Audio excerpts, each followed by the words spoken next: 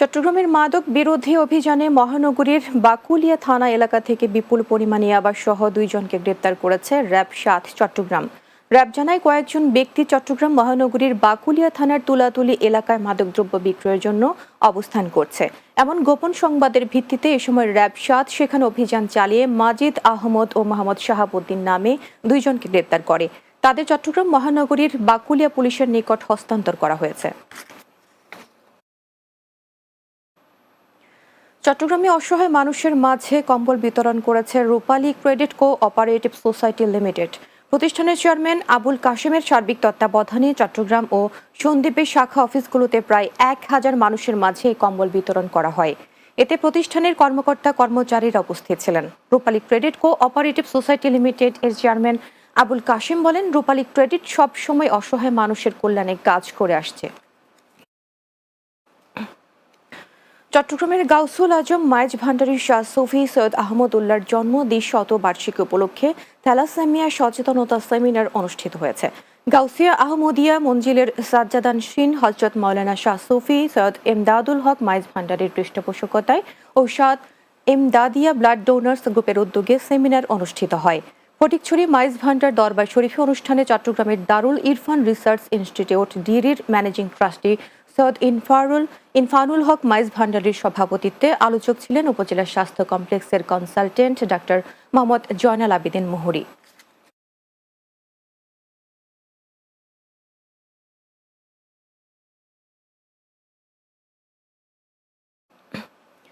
চট্টগ্রাম কদম মোবারকে অবস্থিত আমিরুল মোমেনিন ওয়া ইমামুল মুত্তাকিন সায়েদেনা আলী ইবন আবু তালিবের পবিত্র জন্মদিবস উপলক্ষে মুহিব্বিন এ আহলে বায়েত ফাউন্ডেশন কর্তৃক আলোচনা সভা অনুষ্ঠিত হয়েছে।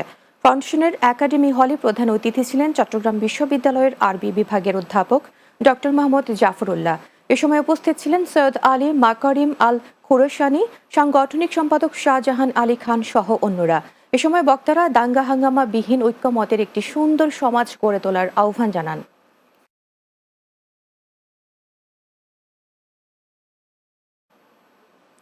শেষ করব দিনের বাংলা, যাবার আগে শিরোনামগুলো আরো একবার। নির্বাচিত সরকার ছাড়া জনদুর্ভোগ শেষ হবে না, মন্তব্য ফারুকের। অবিলম্বে নির্বাচনের রোডম্যাপ ঘোষণার দাবি। নৌপথে কোনো অরাজকতা চলবে না, হুঁশিয়ারি নৌ পরিবহন উপদেষ্টার। আগামী সরকারকে অতীত থেকে শিক্ষা নেয়ার পরামর্শ। আমনের ভরা মৌসুমেও বাড়ছে চালের দাম, চড়া ভোজ্য তেল ও ব্রয়লার মুরগির বাজারও।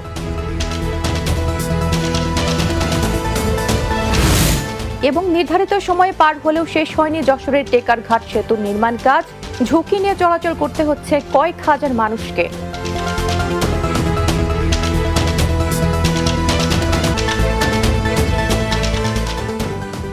দর্শক, এই ছিল দিনের বাংলায়। আমাদের পরের সংবাদ রাত 9টায় রাতের বাংলা দেখার আমন্ত্রণ রইল। এতক্ষণ সঙ্গে থাকার জন্য ধন্যবাদ সবাইকে।